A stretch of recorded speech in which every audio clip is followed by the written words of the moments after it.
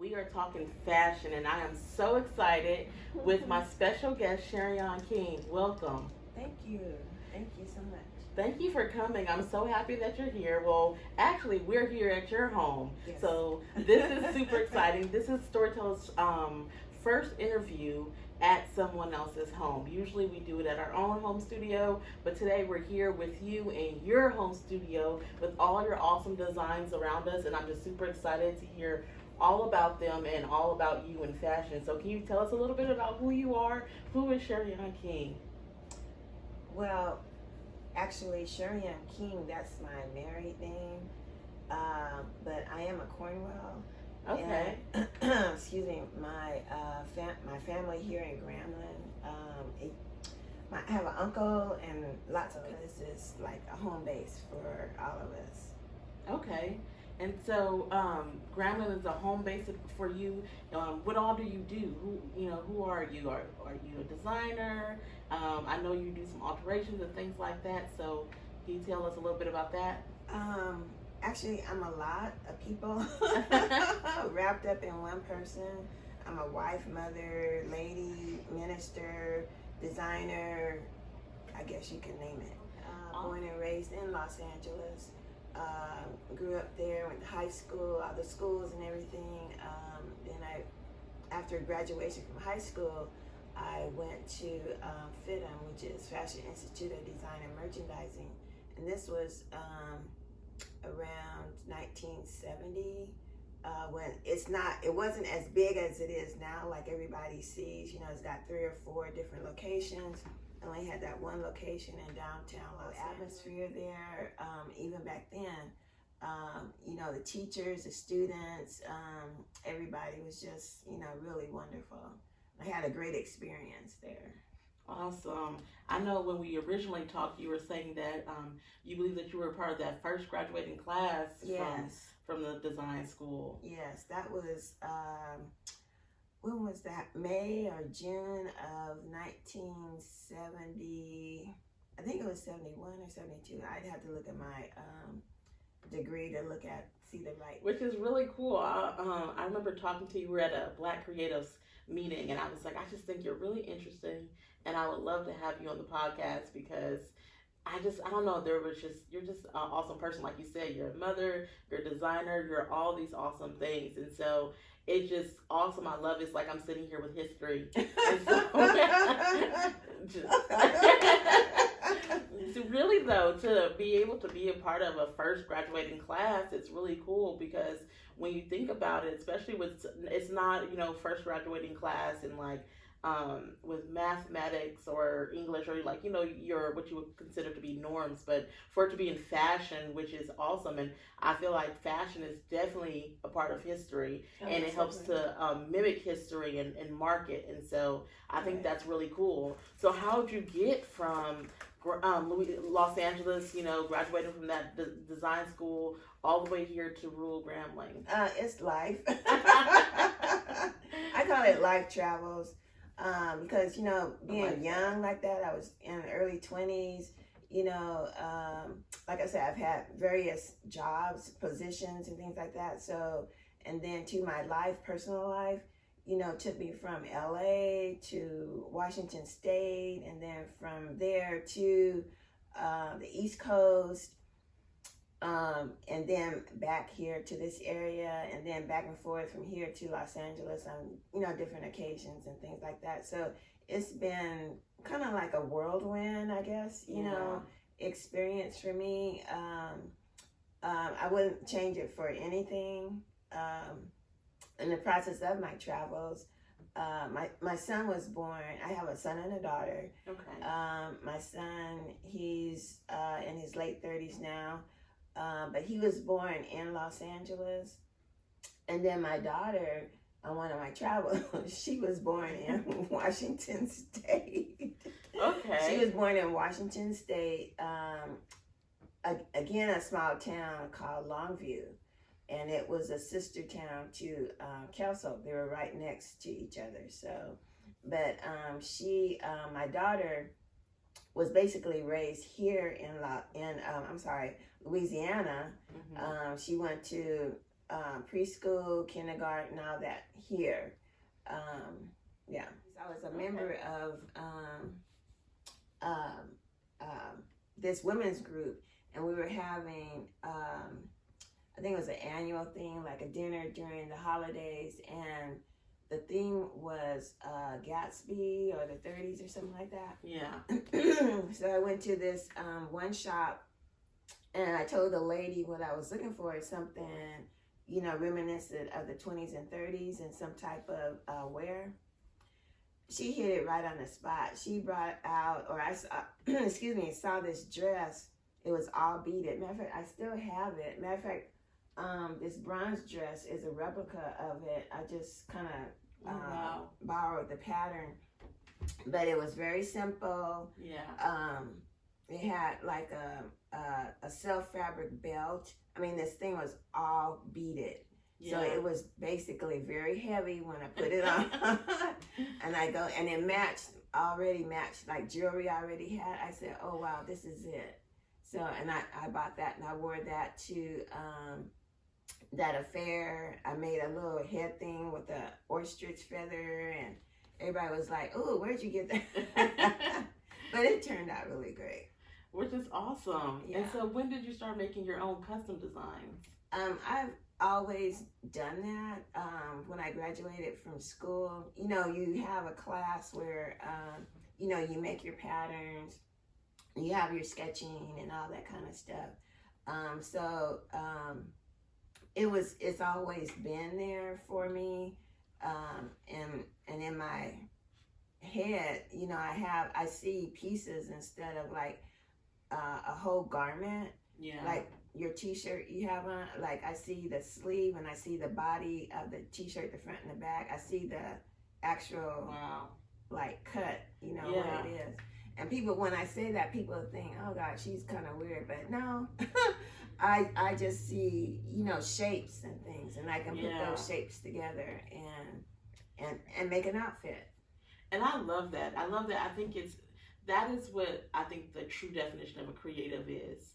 Like knowing what your thing is and being able to see the vision of that. And we've seen that with our production team and them making sure that everything was, you know, they, from their point of view, what that visually was going to look like. Right. And I'm sure, you know, they would probably say they seen the piece, they seen the sewing machine, the clothing rack, and so on and so forth, and seeing all that. So it's really cool. That's why I think it's important, like, to operate in that lane. Like, whatever your creative outlet is, you know, you know, go for it. And I remember us talking and you saying how your mom was very supportive of you, and I thought that was really cool, because as a creative, we often find that parents are not that, you know, what do you mean you want to, you know, make clothes? Like, I'm not paying for you to go make clothes. I want you to go be a doctor or a nurse, or, you know, something that's guaranteed. So can you share a little bit about that? Because I thought that was really exciting. Yeah, when I first thought about, because I did like a little research about, you know, the school and,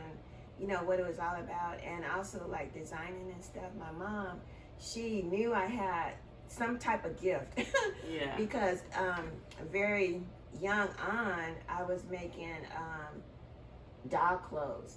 Like, unfortunately, I would take my mom's pillowcases and I would actually put the doll on the pillowcase and kind of draw around her and then cut it out, and then just sew the dress or whatever it was by hand, because I was like 7. So I didn't have, we didn't have a sewing machine there at that time, but she knew then that I had this. Really nice. At the end, this right here? Yeah. Okay, I might as well take them out. And see, you can see the pages are all kind of tattered and brown and stuff like that. This has been a catalog for both my grown adult children to use, well, especially my son, to use in their classes when if they have taken like costuming or some type of color class. They'll use these as reference, or take a shot of it and put it in their portfolio or something like that. I get credit. See, my name is. How does that make you feel that your children are they like you're a reference for that. Like you have an actual book here. You talk about the discoloration of the pages, but man, these are pretty much in pristine condition. Yeah, that makes me feel really good that they can actually see what I did when I was younger, Yeah. before they were even in existence. So that makes me feel really good. Yeah. And also, these sketches are timeless. If you were at the show and Yes. I talked about timeless, which is like the overall theme for my line, is timeless because these fashions go from year to year to 10 years to decades to even Yeah. into the next century, because the lines and the cuts are basically the same, and you can do variations of the same style, silhouette, so on and so forth. And even fabrics, you can update the fabrics to what's current Yeah. in the moment. So that's why I say timeless. Yeah, because it's interesting how you can take a particular you can mix and match designs in fabrics and be able to change the whole thing. So I think and that green dress is a great example of that. Yeah. Because the girl looks so great in it, and it's a I can't think of the year, but it's a beginning 19th century dress, Mm-hmm. and then you had this young girl who's maybe like 20. Exactly. 20 years old, and she looked gorgeous in the dress. It's a beautiful dress. It is. I love it. Mm-hmm. I actually, that was one of my dresses. I actually wore that myself, but Wow. I can't wear it anymore. So I was on the hunt for somebody that's why I needed a small size model. Yeah. To wear this on. I have been looking for that small size models for years. And she was, when she put it on here at the house to just, to see how it was going to be, I go, ooh, I love you. Because, this is actually, let me show you. This is actually gorgeous. Really small. And this was made during the time, this is ruching. Yes. But it was made during the time where it wasn't stretch. This is like just on a solid piece of fabric on the inside, and so the lady had to be very small in the waist to wear this. And then too, there's no buttons or zippers in this just dress. gotta slip it on. Just have to slip it on. That means you gotta be on keto.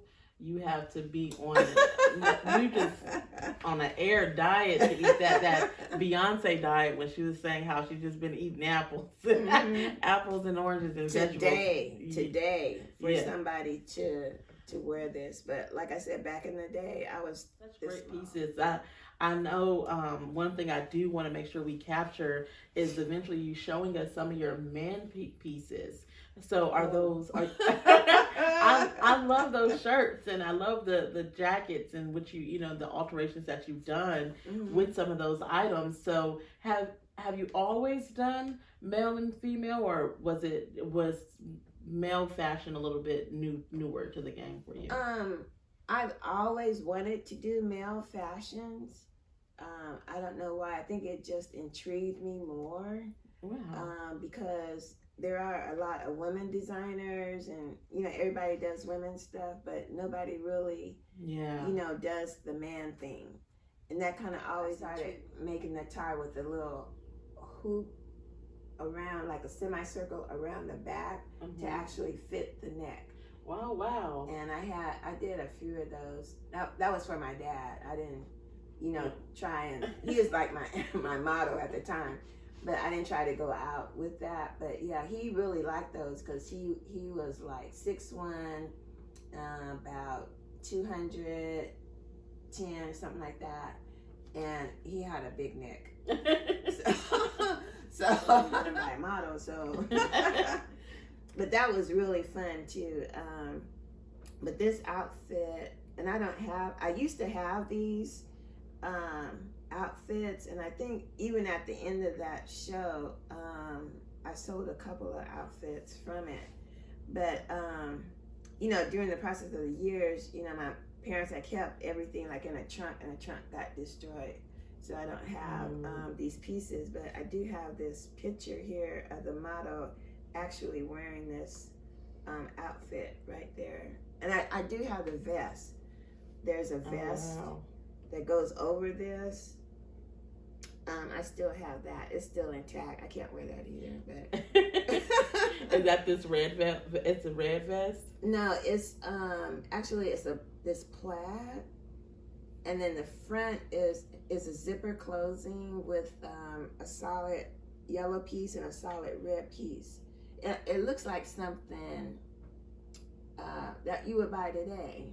Yeah. Because back then, I don't think there was a lot of things that had a zipper closing in a vest type deal. Yeah. They're mostly like buttons or something with a collar.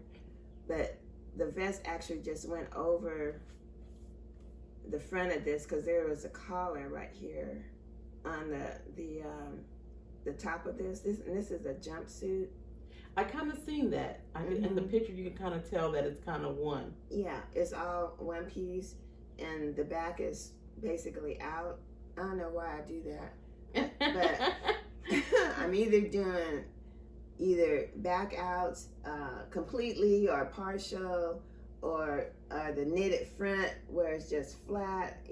Mostly like comfort. Yeah. For women and stuff, I guess, because I like to be comfortable in clothing, nothing really too tight or anything like that.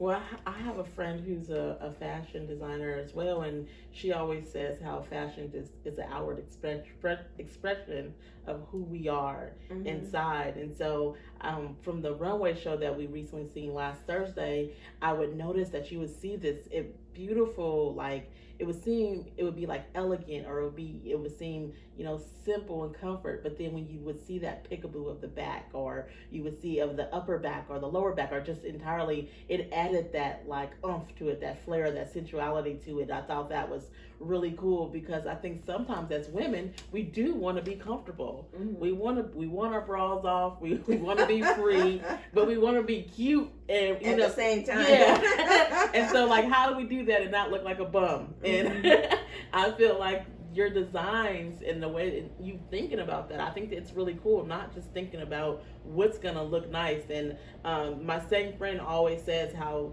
fashion doesn't have to hurt. And I think all of our lives we've heard, you gotta be in pain and to wear the heels, or, to put on whatever outfit and just to be cute. And it's like, it's not, I think that shows that you don't have to do that in your designs. You don't have to choose, comfort or beauty. You're able to get them both. Get them both in the same outfit. Yes. Oh, that's a neat one. I never heard that before. I like that. Well, you talked about family and fashion a lot, and we talked about what I was going to ask you in the beginning, and so I want to know, like, what's the first thing that comes to mind when you think family and fashion? I don't know, a lot. I guess like the story that I told you, because I kind of go back to the beginning, when it started, like, me talking with my mom and going forward into the school, and then my dad getting on board and everything like that. But also I want to add, it really didn't start with me as far as like sewing. My dad taught me how to sew on a sewing machine because he came from a family of like 10. Yeah.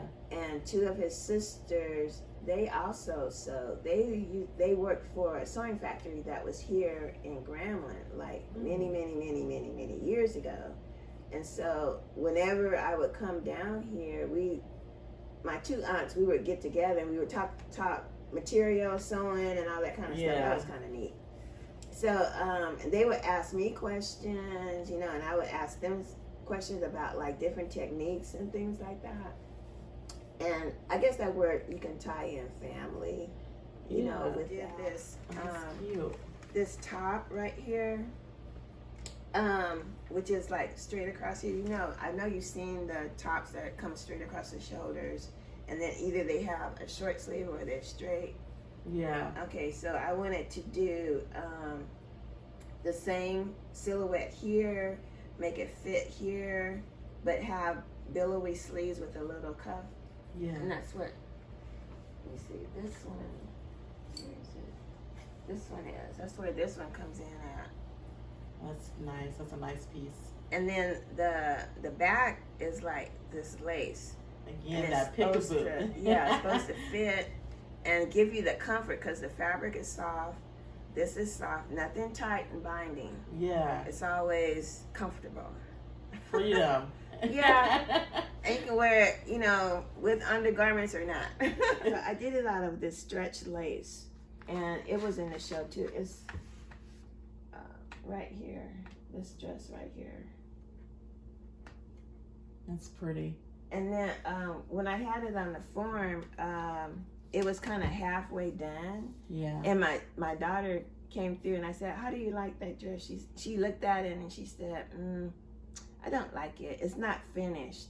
I go, and it really wasn't finished because I hadn't done all the stuff to it. So I said, okay. She said, don't put it in the show because you don't have enough time. This was about, what day was that? Like the weekend before the show. Yeah. So, and then the model app was supposed to come like Tuesday, the week of the show. Yeah. So I said, okay, I'm gonna do this. I'm not taking it out. I want this dress in. So I did, and then I think I got a little, I don't know what the word I'm looking for, but nobody else said anything. So I'm like, am I just being dramatic? Like, is it not as, you know, good looking as I think it is? But I just thought it was, because it was unique. It was just like you said, it was something that could be formal, but it was something that could just be, like you said, a tea party. You just like the fancy, like, you know, when you walked into the room type of dress. It was gonna shake your head, or heads would turn. I guess that's the point. And I think, another thing too is the timeless factor of it. Just your style of fashion is something that I really do, you know, appreciate and like. So you want me to take it down? So sure, yeah. It doesn't look anything hanging on the hanger. You have to put it on, which is like what I really like about some of my things. This is the underslip that the model had on, which is pretty in itself. Did you make that? No, this is borrowed. Okay. That's a borrowed piece, but this is the dress itself, and it's See, it's gorgeous because it's one of those pieces, again, it's got one of nobody else is going to have that dress on. Nobody else is going to have, and I love the fact, I mean, just, and it's like got the things on it, and then the train back here. So pretty. Yeah. And so it's like everything else you keep saying, it's light. It's not it's not constricting. It's very light. Yeah, and I love the comfortable. This piece here. Like the different, you have this, and then you have the drop neck, and then you have the pickups here with the diamonds and the jewels, and then you have the tool. It's just so many factors to it. It's just, I don't know, I just love it. I think it all just goes, and it's crazy. It goes back to how you said you envision your pieces, and you didn't see lace and say, let's just, you know, I don't know, do a lace dress. Yeah, these are some great pieces. But yes, they can contact me you know, at the web site, Sherry's Designs Alterations at gmail.com. I'm on Facebook under Sherry and Hawthorne, or Instagram under the business name Sherry. I think my daughter changed it. It's Sherry's Designs Tailoring. Okay. So they can reach me there, and then of course my phone number. You can if you want to. You don't have to. If you just want to give your social media and stuff, that's fine. And if anyone's interested in that, and as far as numbers, then maybe they can send you an email, or the email or the messaging. Right. Well, I have enjoyed talking to you. I'm just super excited. We're gonna get some a couple pictures of your stuff. And for those who are listening, we are also video recording it, so it'll be some video shots that you'll be able to see of her great home studio and some of her awesome pieces. We definitely appreciate you guys joining us on today and listening to this interview. Until next time, be blessed.